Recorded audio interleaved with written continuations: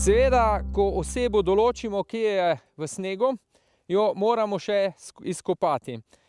Pomembno pri celotnem iskanju je, da osebo najdemo, določimo in izkopljemo v prvih 15 minutah od zasutja.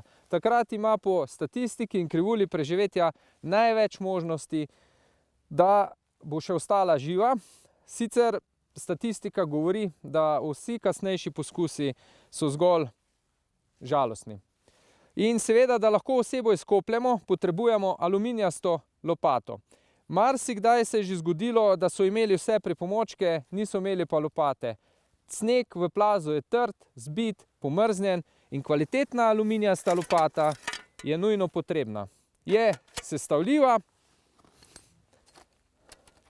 in z njeno pomočjo lahko